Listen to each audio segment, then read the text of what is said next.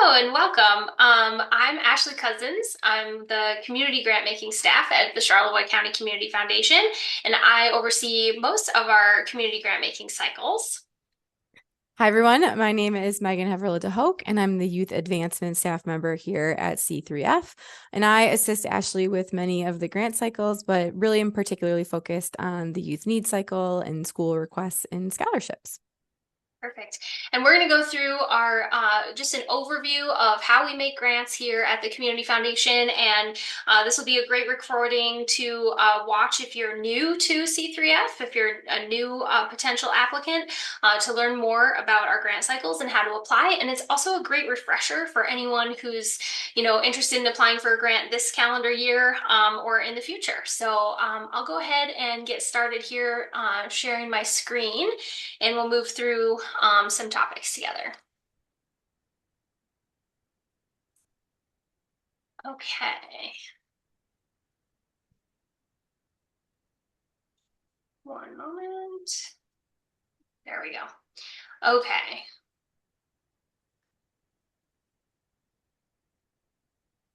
Okay, can you see that, Megan? Okay. Perfect. All right, so let's go ahead and learn more about our grant cycles and how to apply. Today, we're going to talk through just sort of our grant making philosophy, how we make grants, and what we're thinking about for grant making. We'll go through the overview of all the different cycles that we have available, and then we'll preview a few things in our online grant portal, just some tips and tricks, how to get started in there, and what to do about grant follow-ups. And then we'll just mention a couple things towards the end about our media toolkit and our branding, some updates and opportunities, and we'll leave you with our staff contact info. So jumping right in, the way that we look at grant making here at the Community Foundation is we're really trying to emphasize relationships over the transaction of, grant making. So instead of looking at it like a transaction where we give you money, you do a thing, you tell us about it. I mean, that is practically how things happen. But through that, we see a great opportunity to, have a relationship with nonprofits, to learn what good work is being done in our communities, to understand what the needs are in the community, and to provide some support for community needs. So we lean towards this philosophy of trust-based philanthropy, where we're really looking to be in kind of an active listening space. We want to know what's going on in the community, so we do that by building relationships with nonprofits and with folks in our community. We try to have a transparent process. We try to be flexible and helpful, of course. We want to partner with you. So we really look at our role as being a supportive partner for the good work that many nonprofits are doing in our communities. We do ask questions. We ask for feedback. We're always interested in feedback. And we do make adjustments on our grant cycles, as needed. For a while, over the last 5 years, we've been kind of adjusting things year by year. Now we do feel like we kind of have things honed in pretty well, but we still are very interested in hearing from partners, from donors, from our review committees, and everyone to just kind of keep improving our process constantly. We're always trying to work to balance partner needs with while also preserving donor intent. So the reason that the Community Foundation has funds at all for grant making is because we have had generous people over time set up funds here at the Community Foundation to do certain things. So our funds have specific topic areas that they can impact. Like we have our environment and land use, we have arts and culture. We'll jump into those in a minute.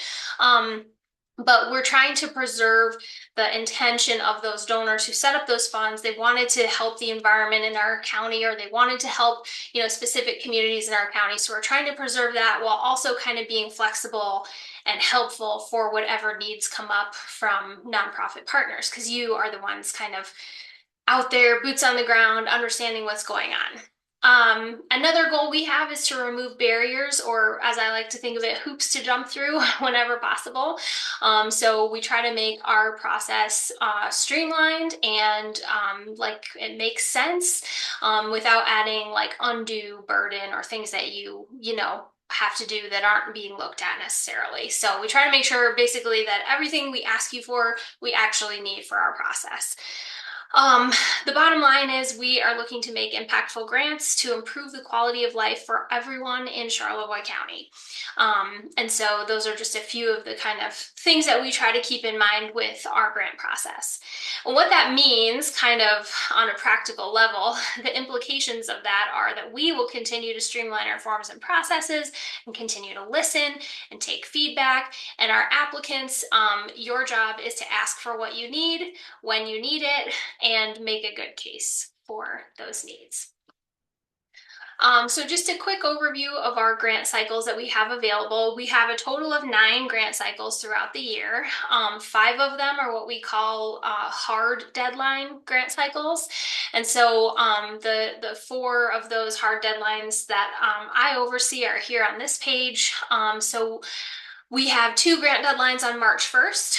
One of them is for environment and land use. And the hard deadline just means that applications are due on a specific date, and we move through a process in about a 4 to 5 week time period. The other grant cycles that we have that I'll talk about in a little while are ongoing cycles, and those cycles are open all year long, sort of a rolling application, no specific deadline, and we'll talk more about those in a minute. So the hard deadline ones, we have environment and land use and arts and culture, 2 different cycles. Both applications are due on the same day, March 1st each year. So our environment and land use cycle reviews requests for environmental education, protection, restoration, and sustainability. There's a big focus here on environmental benefit. We also look at requests that provide access to natural resources for the public. So essentially looking here to positively impact the environment in Charlevoix County. Our arts and culture cycle supports arts, music, history, and cultural programs and projects, as well as the organizations that make that work possible. Um, then in May 1st, we have our community priorities cycle.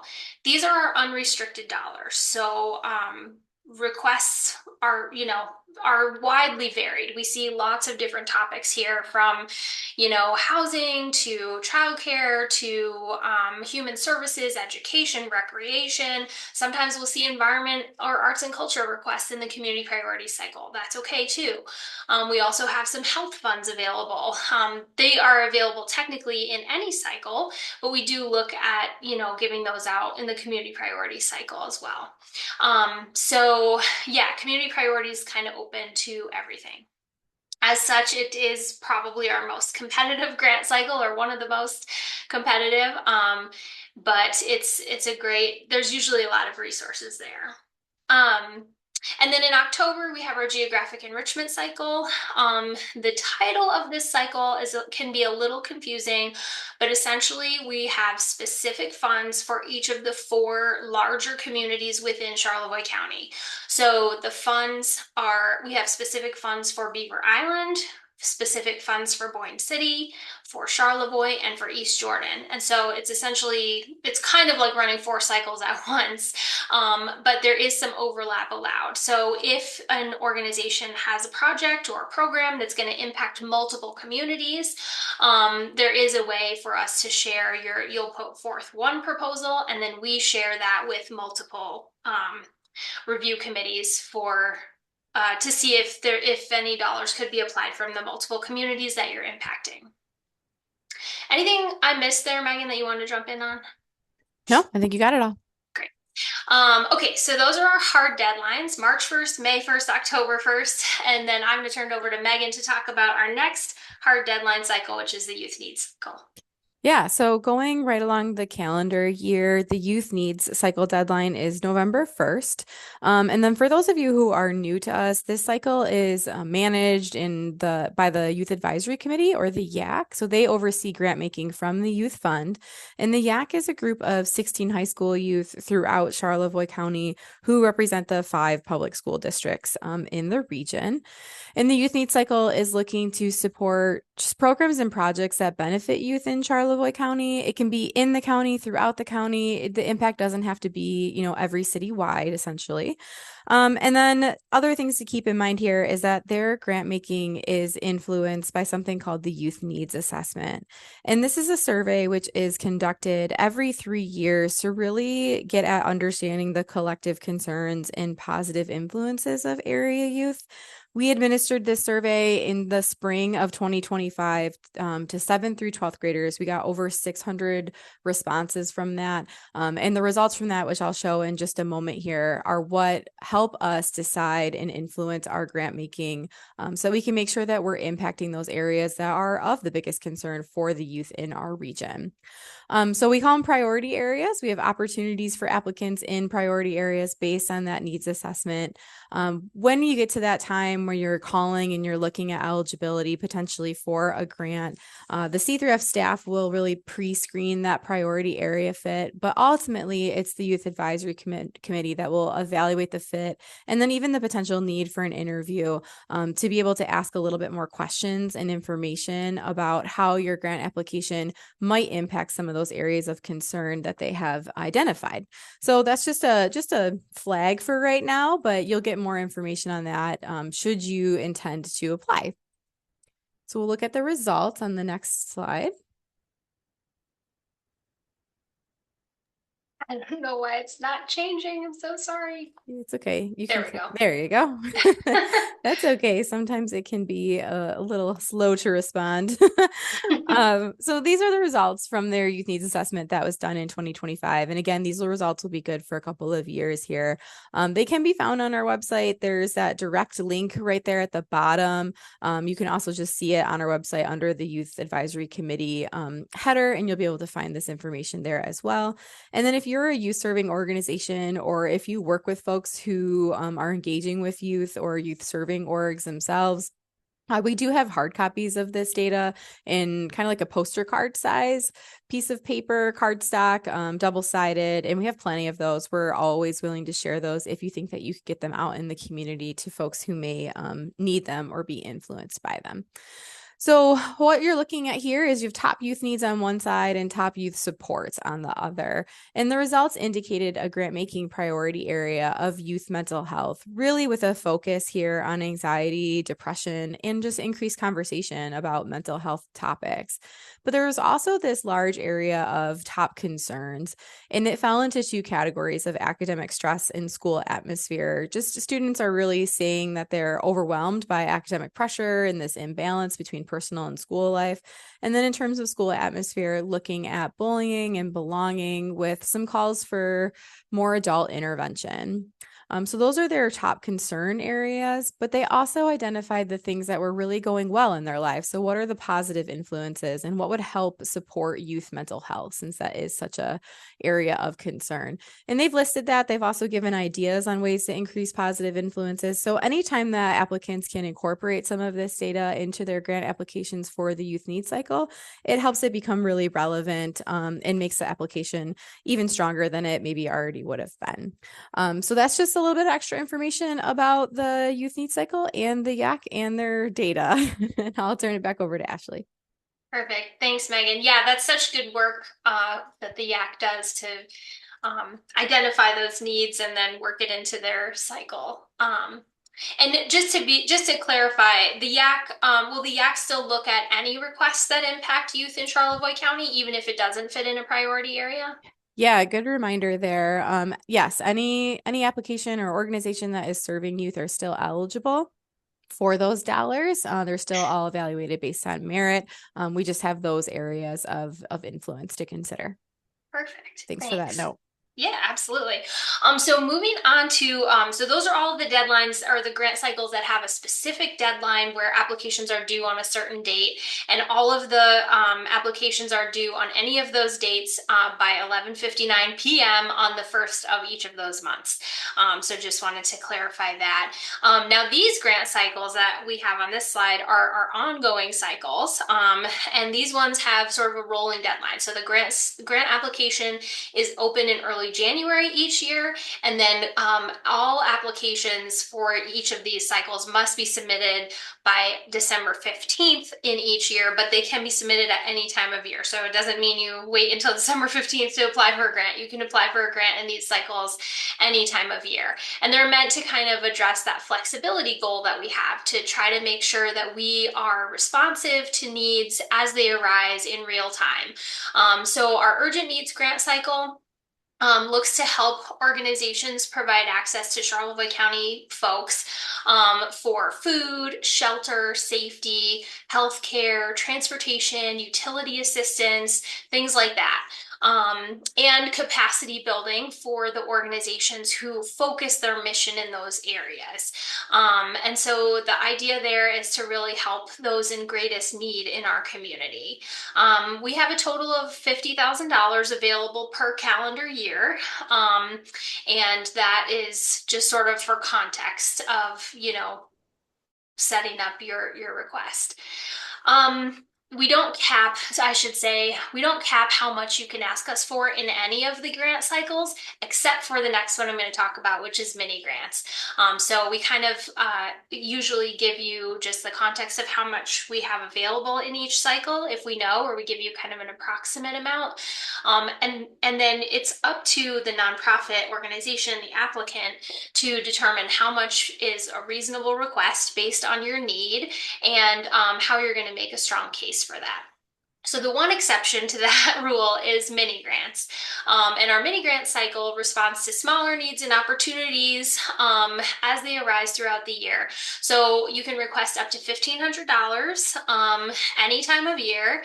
So sometimes mini grants is helpful because if you just need a small amount of money for something that came up, maybe it was an unexpected need, or maybe it's an opportunity that you didn't know you were going to have at the time that you created your organization's budget for the year.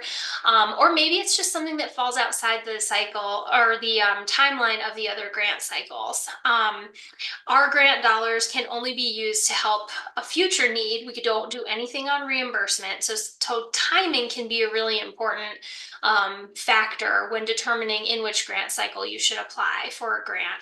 And so sometimes mini grants can help fill those gaps. We have a total of $20,000 available for mini grants for each calendar year.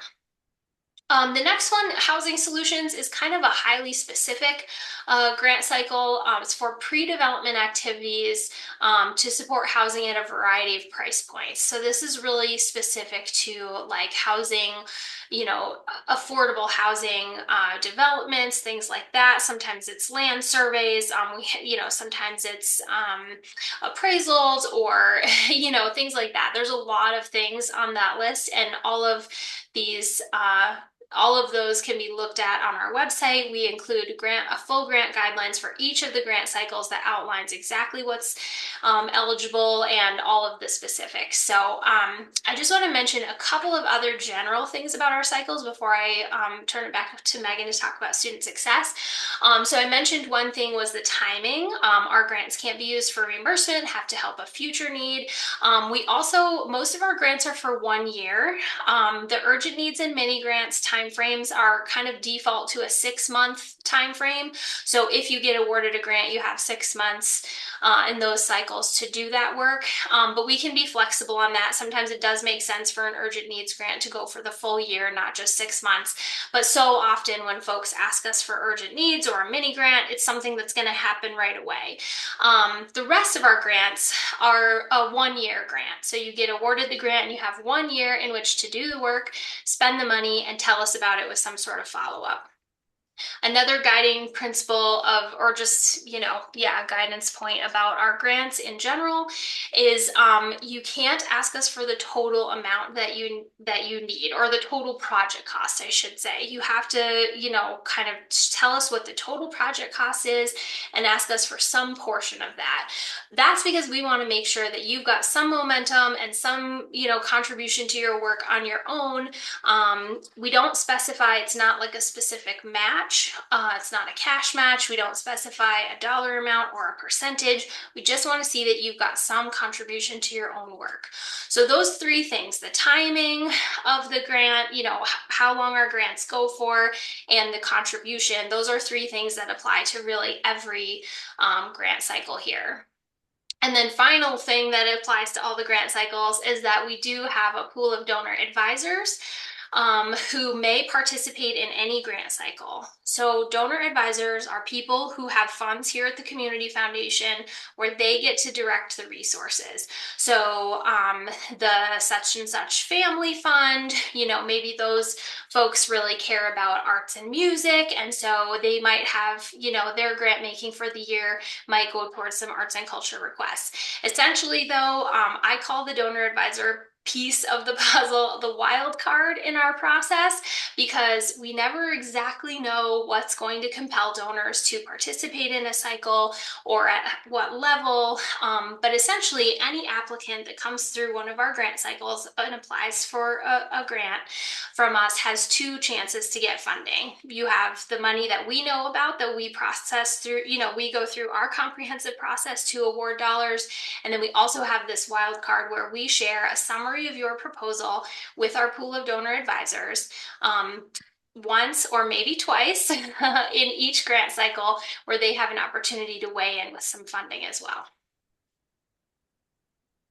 Great. And the last cycle that we have here is student success, and it's not advertised online. So if you're on our website, you might be thinking like, well, I only see 8 listed, but they keep talking about 9. I promise that we didn't count wrong. We just don't advertise this one publicly facing because it really is only for Charlevoix County Public Schools.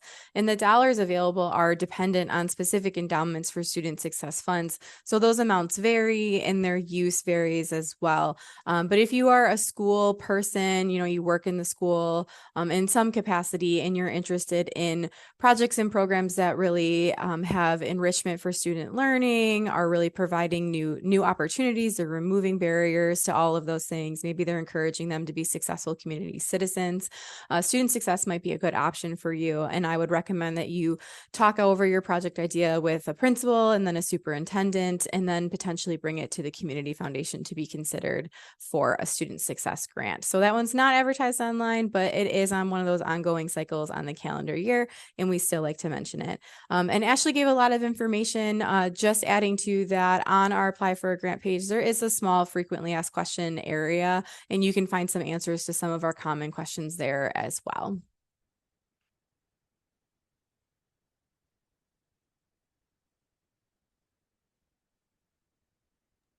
Great. Ashley. Thanks so much for mentioning that, Megan. Sorry, I Yeah, had no muted problem. myself. Okay, so now we're jumping into kind of like getting started. So we gave you kind of the overview of our philosophy and how things work. So how do you actually begin a grant application with us? The first thing you do is have a conversation with us. So all grant applications begin with a conversation. Most of the time that takes place as a phone call. Megan and I both have links through Calendly, which directly links to our calendar. So when you use those links, it'll allow you to schedule a half an hour phone call with either of us to talk about your grant ideas. And the reason that we do the phone call first, instead of just like allowing anyone and everyone to apply, is really to help make sure that we're providing the best guidance to navigate our resources and so that nobody wastes their time. Essentially, we have, as you saw, we have 9 different grant cycles, 8 of which are pretty public. And so, if you have a grant idea, you might be thinking, oh, this fits in this cycle. But upon talking with us, sometimes we learn more about the project, more about some of those determining factors for eligibility, like the timing or how much you need or when, all of that kind of stuff. And so we can help give you better guidance on in which cycle you'd have your best chance of funding. So that's why we start with a phone call. So you're going to schedule a call with me for most of the grant cycles. You'll schedule a call with Megan if you want to apply for youth needs or if you have youth related requests. Or Megan and I both do the urgent needs or mini grants. So if I'm unavailable or if you've already been talking with Megan about something, talking with her about an urgent needs or mini grants request is great as well. Um, when your request is deemed appropriate for a cycle. So once we have the information and we feel like, yes, this is, a good fit for this cycle and we've given you some guidance, then we provide you with an access code to the application. And I'll show you, Megan will show you how to, apply that and get into the online portal. So I was just going to mention that our Calendly links are on the apply for a grant page on our website. And I'll show you a couple screenshots here. Just a quick note, if you intend to have more than one person on the call, send us a Zoom link so we can conference together, because conference calling isn't really great technology, but Zooming works really well. And then it's your responsibility as the applicant or the person who scheduled the time to call us at your appointment start time. Um, So on our website, here's a screenshot of our new website. At the top, you'll see this for nonprofits. That's where you're going to find our apply for a grant page. And we start with some information at the top about what we do here and the grant portal. And then below that is each of the grant cycles with kind of some more information, the grant guidelines. So you'll click on those links to get full grant guidelines under each topic area. And then I've just circled the links for our names as contact people. That's where you're going to get to those Calendly links to schedule time with us. Okay, great. So you've done all of the work, you're ready to go. And we wanted to spend some time showing you with screenshots on what the applicant experience in the grant portal looks like. So before we really dive in, this slide here is kind of an explanation slide to give you a sense on what all of these things mean. So once you're logged into our grant portal, you'll have this header at the top that has a couple of icons, and here's what they mean. So the home button or the house that will navigate you to your main dashboard. That will be the landing page. Like when you log in, that's where it will take you. The apply button navigates you to grant opportunities. That's where you're going to put in that access code. You're going to start a new request, get all of your information there. The organization history, this little refresh clock, you can view past requests here submitted by the organization so long as we've had this software, right? So it will only show you a look of since we've had this software, but it does give you a nice look back essentially at everything that you've done. And this does have a new look to it. So we'll spend some extra time showing you what that all looks like now. And then you have the menu icon or the people icon. It's got the little two people hanging out there. And that is the area that you can go to log out or edit your profile. Sometimes we are creating a profile for you, or maybe somebody else created it on your behalf and you want to update it, with maybe your accurate job title or position title, anything like that. You can do that from that area. So we'll go to the next one to take a little bit closer of a look at each one of these areas. So this is the home or that dashboard page that you would maybe log into.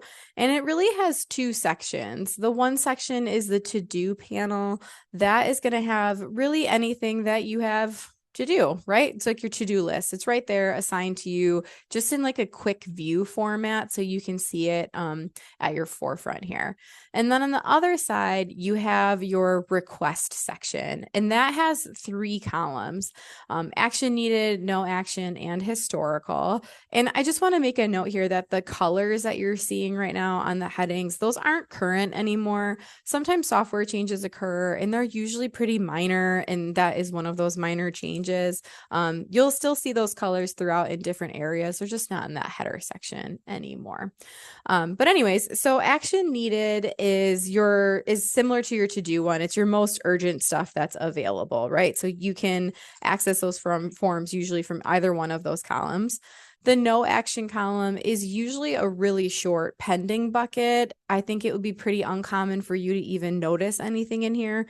It usually means an application has been submitted, but it hasn't maybe been processed or reviewed yet, or really completed on the end of the C3F administrators, okay? And then you have historical. And historical has really anything that is closed, denied, or abandoned. So you have 3 different things that can like really fall into that category. Closed could be that it was approved, the grant has been approved, the work is completed, everything is done on everybody's end. And then the next one is going to be maybe abandoned or denied. And actually, Ashley, I'm going to have you go to the next slide because I think it gives a better look at that. Sure. Thanks. I kind of forgot that we had this one in here. Yeah, no worries. So this gives you a little bit better look, just because it has the things that I'm saying here. So action needed, forms that are due, no action, you don't have to worry about anything. And then that historical one says the closed, denied, or abandoned. So just wanted to show that. Denied meaning that you were denied the grant, unfortunately. And then abandoned could mean a couple of things. This could mean that maybe you had a duplicate request, which will flag what that might mean for you in a little bit here. It could be that you missed the deadline. You know, we talked about those hard deadlines that are in our system. So it could be that it was a missed deadline and we had to abandon it. Or maybe you started to apply and a miraculous donor came in, picked up all of your requests, and you don't need to submit that application anymore. Okay. So abandon can have a couple of different meanings. The other thing I want to point out on this view is if you look under that no action column, you can see a small ribbon.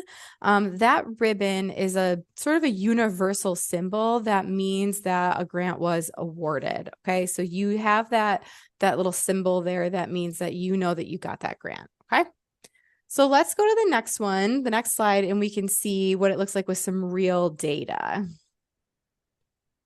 So here is a real dashboard experience, real organization, just with some of that identifying information removed. And you can see that this organization has two actions requiring, or two things that are needed in that to-do panel, an action needed. That yellow header is gone, but if you notice the title of the program, or the project name, I should say, that is in yellow. So those yellow highlights are indicating to you that it's due, and that calendar icon is in yellow as well. So you can see that color coding is still carried through, just in a little bit of a different space.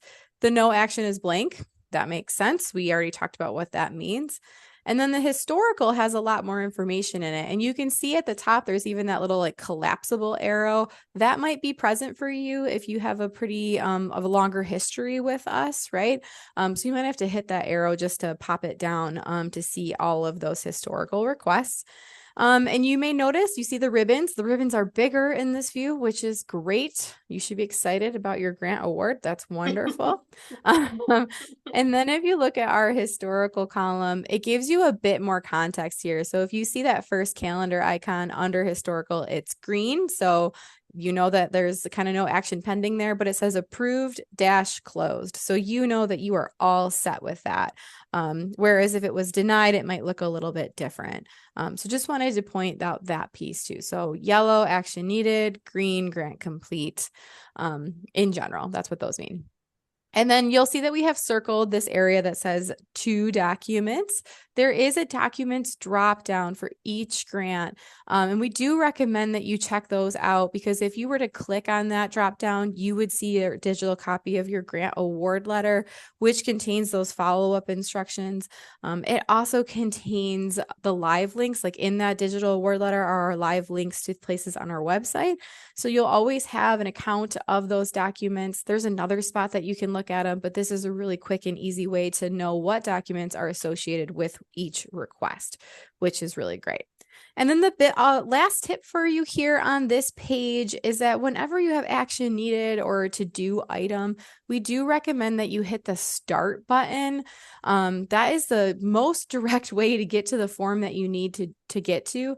You can also hit the kind of small arrow. Yep, you're right in the right spot. Yep, you can hit that small arrow right there, progressive arrow, whatever you want to call it.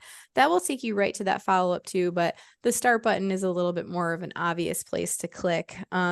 Whereas if you had clicked on the title where it says like Arts and Culture 2025, that would not get you to the place that you need, right? So you want to make sure that you hit that start button.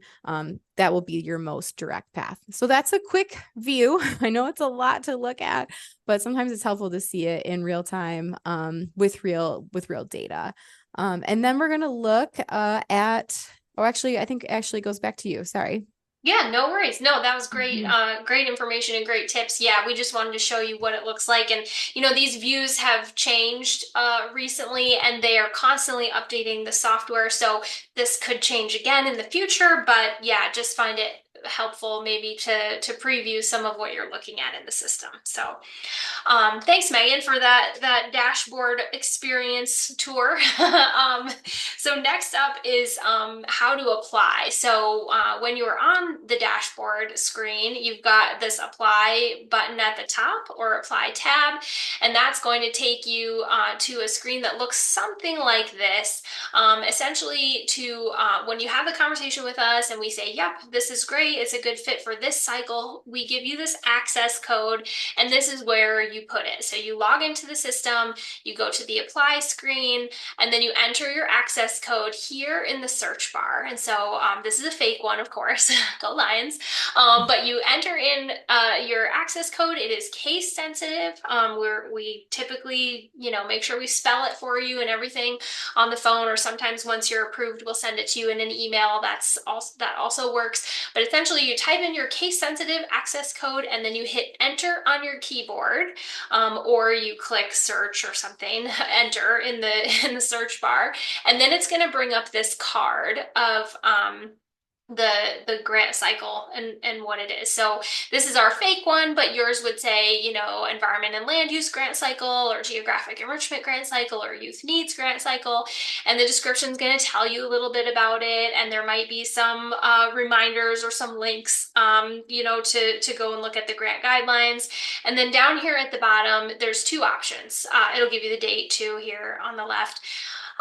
You can preview the application, or you can click apply. So when you're entering the access code, you're probably beyond the preview stage. But if you're grant writing with a team and you need everyone to look at all the questions, preview is going to show you all of the questions that are on that application. And then apply is going to take you to the actual application where you can start entering in real information. So just a couple of notes. Once you're in the application, once you click apply, it brings you into the application. It'll tell you what the application is.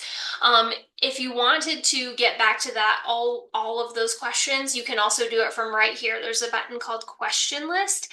And again, this helps you mostly if you're working with a team of people, or if you have to get answers from, maybe you're the grant writer and you're, contracting with an organization or something, you need to ask them what the answers are to the questions. The question list can be helpful for you in bringing those questions to other people or working with your team.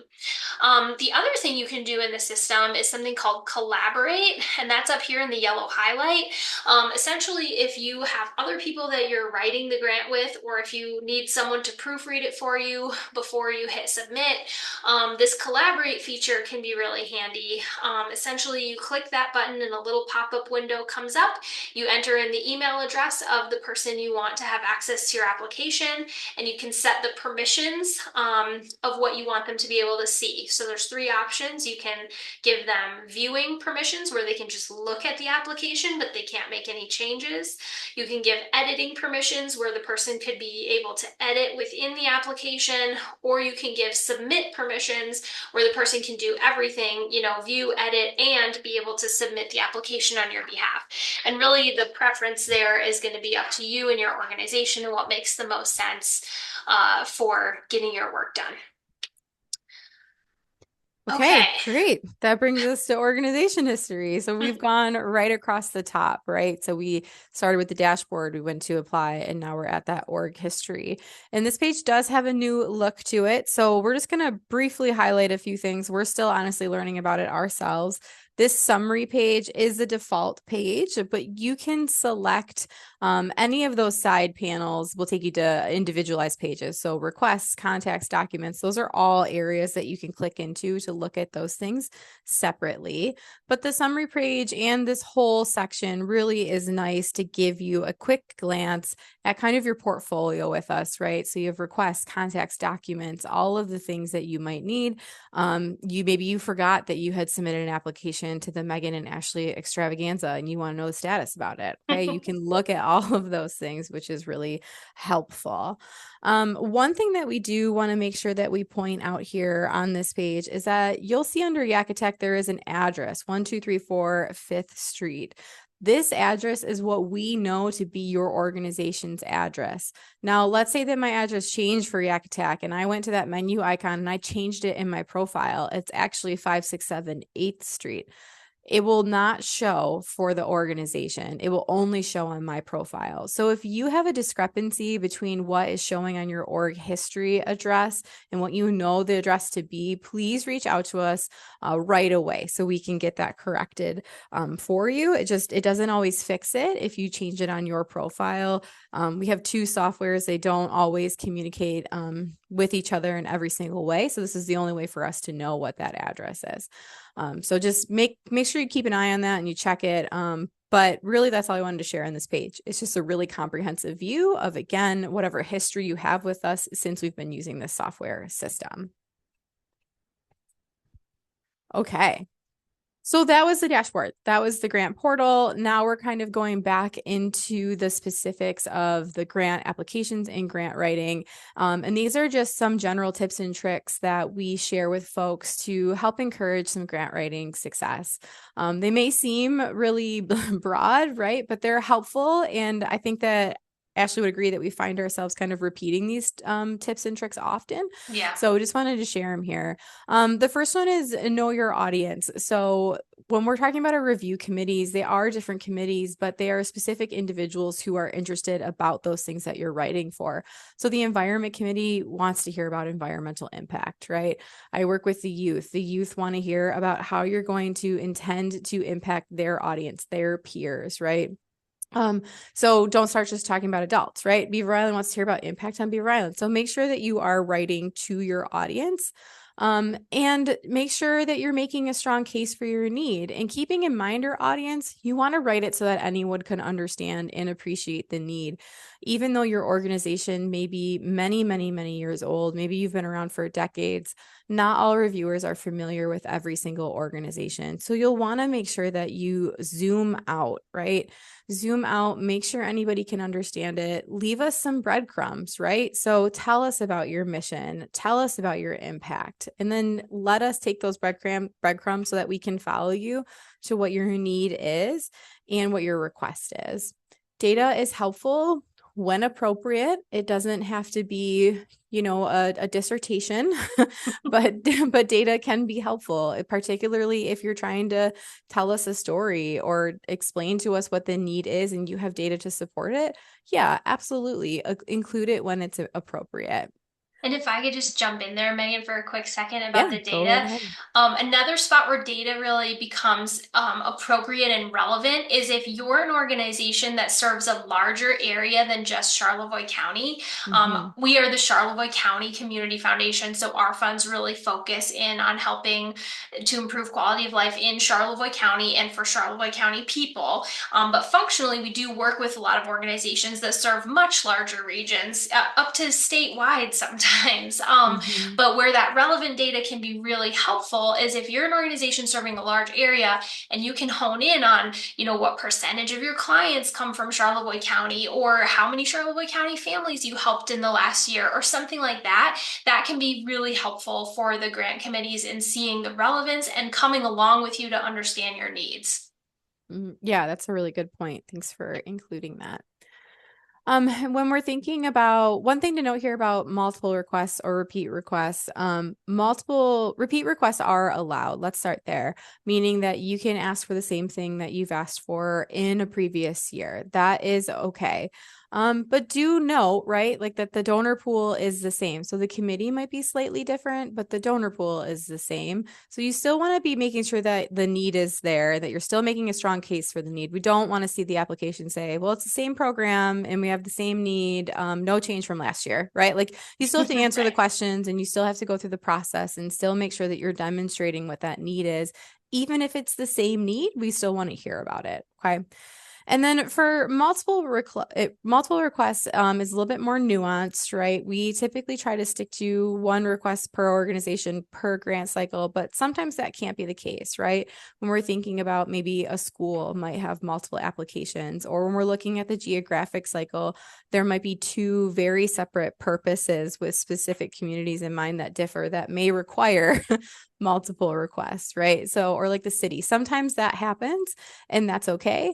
And related to that, particularly around like our geographic and our youth need cycle, those are back to back. So sometimes we see applicants who maybe have a thought to apply in both, and they're trying to kind of make that decision. That's why those eligibility calls are still so important, right? They need to happen before applying in any cycle, and they're to help you and I and Ashley have a good conversation around making sure that you have all the information that you need, and so that we can help find you, make sure that you're in the right spot and really increase your chances as much as we can. So that's kind of the reason why we do all of that. But the big case here is that no matter what the circumstances are, just keep in mind that that donor pool is the same. It does not change. So sometimes, if you're applying for one thing in one cycle and then a couple months later you apply for something else that's similar, and maybe you got a lot of donors jumping in and now you're not, just keep in mind that donor pool is the same. They maybe have already saw that request before, even if the committees are different. Is there anything you wanted to add there, Ashley?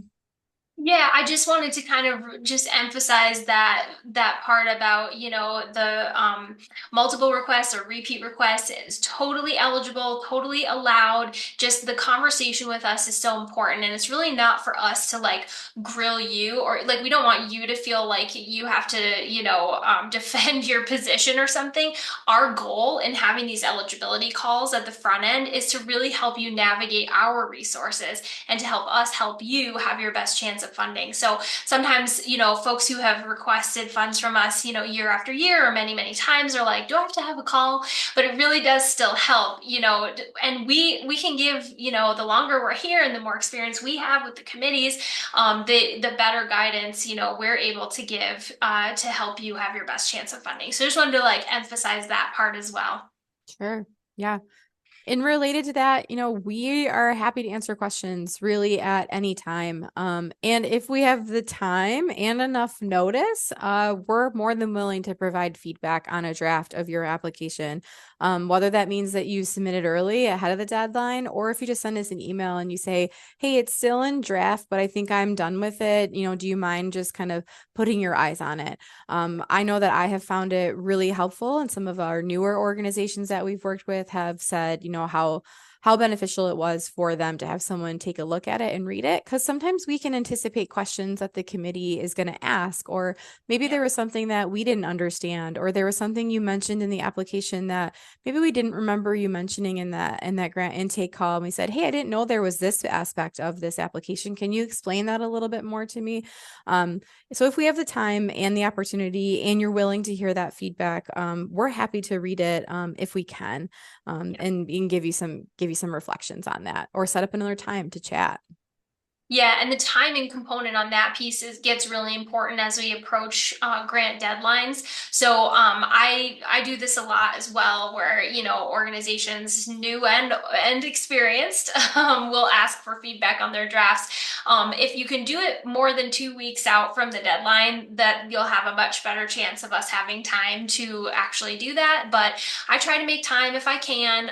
We want you to be successful. That's probably one of the biggest differences between, a local community foundation and like a government or, state or federal grant is we're on your side. We want these dollars to get out there in the community and do good things, for the people who live here and for these places. So we want you to succeed. And if we can help, kind of liaise between, the nonprofits and the committees, that's part of our goal is to help you have your best chance. So yeah, just giving us a little lead time on that though is helpful.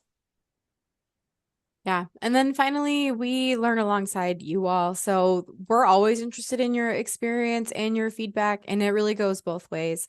At the conclusion of a grant cycle, when we share about any funding, we typically are more than willing to share with you any feedback that came up from the committee, or things that you might want to know to help strengthen your grant applications in the future. And then when we get to follow-ups, you always have an opportunity to share your reflections and feedback with us. We know that you might be applying to more organizations than just your local community foundation. So we are happy to hear and want to hear what you're experiencing, or maybe what other funders are doing that you think maybe we should consider. We think about these these, we talk about them, we note them, and sometimes we make changes based on your feedback and your experience. Like, hey, that was really clunky. I didn't understand that. And we say, okay, cool. Then we know that we need to clean up that process. So please know that we are learning alongside with you, and we are more than willing to accept your feedback and hear from you as well and what your experience looks like. Yeah, I actually had a great conversation this morning with a grantee who was doing a follow-up, and we had an excellent conversation about some of their feedback and, on our process and what other funders are doing. So we get excited, even if it's like, critical feedback or constructive. We like to keep it constructive. We want to hear that if something went wrong or if something, was really annoying or I don't know, we want to know. So definitely, keep us in the loop on that. So jumping into grant follow-up. So now you've got the grant and you did your work. Basically, there's just a tiny tweak to how we're talking about follow-ups, grant follow-ups, but nothing has changed all that much. Essentially, all grant recipients need to complete a couple of short steps in the grant portal after the grant is complete. So within that 12 months or 6 months, depending on your grant, we need to have a follow-up from you. Or earlier, if the work is done and the money is spent, you had a 1-year grant, say you got the work done within 3 months, we'd really like to see that follow-up happen. Once you have the money spent and the work is done, we want to do the grant follow-up. So it's basically a 1-paragraph summary and an opportunity to provide feedback to us in the grant portal. We streamlined the written summary down to 1 question. So in the past, we've had sort of an option to do a phone call or a Zoom call or a site visit, and then only answer 1 written question. And then we had another option where you could do 4 to 5 written questions. Now we've just taken that next step, right, based on feedback and our experience, and we've limited that, streamlined it down to just a 1 question summary for everyone with the option to provide us some feedback. Now, if you want a site visit or conversation, we're still offering that as an option, and we may also reach out if we want to do a site visit on a specific project. And so we have included in your grant award letter, there's a link to a Microsoft form. And if you want a site visit with us, you'll go in to your digital letter in the online grant portal, and you'll complete that form to help us schedule with you. If you don't want a site visit, that's okay. You don't have to complete the form. But we're trying to kind of streamline the process here. So we will make every effort to conduct a site visit if one is requested. And like I said, we may also decide to reach out proactively and say, hey, we're really interested in how this went. When can we come out? So site visit may still be part of it, even if you didn't choose that, just depending on what we can both accommodate. We certainly want to take your availability and capacity into account. But basically we've kind of just like streamlined it down. So the simplest thing is you do the work, you go into the portal, you fill out your short summary and send us some pictures. We love to see your work in action. And then if you want a site visit, you can request one or we may request one. So hopefully that helps to kind of clear things up and keep it simple. Even if a site visit has occurred, the grantee will need to go in and complete those couple of steps in the grant portal. It's a couple of check boxes in that short 1-paragraph summary. So basically you're checking the box saying that you spent all the money for the purpose that you intended, and all of that. Can I just jump in real quick, Yes, Ashley, absolutely. on that form? I think sometimes folks will see that digital award letter and they'll see that form and they will click it and fill it out right away. It's Yeah. not like a claim form or anything like that. So you're not required to fill out that Microsoft form if you want a site visit right away. Because what we're looking for in terms of information on that form is like, what are the dates of the Yeah. event that you want us to attend? What's the timeline? When do you think that project might be done? Is there going to be an open house? We're looking for some really specific information so that we can start scheduling it with you. So sometimes folks fill it out right away and then they're like, oh man, I don't actually know any of those dates. Or they'll put, we'll reach out to you later. that's fine, but I know that my memory won't remember to do that. So Yeah. if you're not sure of those dates, that's okay. Maybe just bookmark it, write yourself a note to come back to it later. You're not required to fill it out right away. Just want to give some transparency on what is in that form, just because, that's the type of information that we're looking for. Thank you. Yeah, that's such a good edit because, yeah, sometimes we will get them, people get notice of their grant award, they go in, they complete it, but it doesn't have any information. So, yeah, very good point. Please complete that when you know when-ish, when you want a site visit so that we can be in touch with you to schedule that. And then when you complete the steps in the grant portal and including photos, it's really helpful to us if the follow-up attachments, if they are photos, to have those in JPEG or PNG formats whenever possible. And if the files are too large to attach in the actual follow-up summary, you can just email them to one of us, whoever you worked with to get the award, either myself or Megan. You can just send us an email with some photos. And the reason for that is we use some information from your summary and we use your photos, if any are submitted, to brag about your work on our socials, our social media sites. And so that helps us to kind of inspire future donors. So when we can show donors what you did with the work that we grant, work that we supported with grants, that can inspire more giving for us, which equals more grant making dollars in the future. And we also just like to share with people what you guys are doing out there. So it benefits us and it also benefits you to be able to include photos whenever possible. And then all of this is done in the online grant portal. So it's just you go in, you complete some stuff, and then, check it off your list. Great. And the last kind of update in terms of grants that we have for you is that as we've gone through this presentation and we showed you some screenshots, you may have noticed that C3F got a brand refresh, a new logo, and a new website. So the logo is active and should be used moving forward. Please incorporate all of that new branding as soon as you can, or update your old branding if you have that saved somewhere. And we appreciate you promoting C3F. Ashley was just saying about how we like to tell your story. Help us help you tell your story, and hopefully you can help promote us as well by mentioning us in your marketing materials. There is a link to the media kit. We have this nice media kit for you on our website that has logos, press release language, promotion ideas, all sorts of information about what you might need. The link to it is right there below, but it's also on our About Us section of our website. And this will also be a live link in that digital award letter. So I know we keep coming back to that award letter that is in the grant portal, but it does have those live links to things, to specific sections of our website, including a space where you can download some of those logos. So just wanted to do a quick plug for that media section that you may reference. Yeah, and additionally, it is a requirement of your grant award to publicize the award and to mention the Charlevoix County Community Foundation in your promotion. And so that is outlined in the grant agreement that comes along with your copy of your award letter. So we just want to make sure that we're all on the same page with how we're promoting C3F, and using our refreshed logo and branding stuff is really helpful. And if anyone has questions about that, we have a communications and development staff member named Pam Decker. She's wonderful.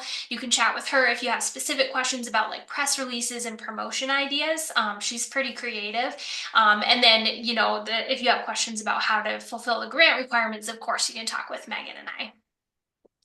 And then finally, we just wanted to leave you with an opportunity that comes up each year. The Leadership Learning Lab. This is a program that we sponsor. The community foundations in the area sponsor it. So we partner up with Rotary Charities to run the program, and we sponsor it along with the Petoskey Harbor Springs Area Community Foundation. We sponsor that financially because it's a wonderful program that includes adaptive leadership, time management, all these nonprofit and cross-sector capacity building skills into a program that's about 10 months long. It starts in August. The first meeting is in September. There's some work that has to be done in August. And then the meetings are a half a day a month, some virtual, some in person, from September September until June. And this is a great program to not only build some skills as a nonprofit leader, but also to connect with other nonprofit leaders in our area. And so you kind of have this beautiful melding of like learning together, but also building this network of other nonprofit leaders to kind of rely on or bounce ideas off of, because sometimes it can be a little lonely at the top if you're running a nonprofit. So it is nice to have a little bit of a network as well. Rotary Charities is amazing. They have some wonderful facilitators that work through these various nonprofit management topics, and it's really a high level, like very strong program. So each year, we offer this opportunity. Recruitment happens in the spring. So between April and June is typically when we're recruiting for people to go through this program, and having them apply and get approved, and get things rolling. And then, like I said, the program starts in September, August, and September. Another thing to keep in mind here, another thing I wanted to mention was remember to keep us informed of any staffing changes at your organization. This is a great program for, new staff, or if you have a new executive director, if there's turnover in some of those higher level positions, this is a great program for those folks to go through. But likewise, leadership at any level is one of the things they talk about in this program. So really, and from any seat, folks that are working in nonprofits can benefit from this program. So just wanted to mention that and plug it. There's a website there that you could check out. We also have that on our website as well, I think under resources, for nonprofits. So definitely check that out. And then we recruit for that in the spring. Okay, so just wanted to thank you for joining us today. Please contact us anytime with questions and feedback. We look forward to connecting with you about your grant ideas and helping you navigate our process and hopefully helping you be successful and get some funding for the good work you're doing. So I've got my information there, Ashley Cousins, Community Grant Making, and Megan Haverla DeHogue, Youth Advancement. So thank you for joining us today, and we look forward to talking with you soon. Have a great day.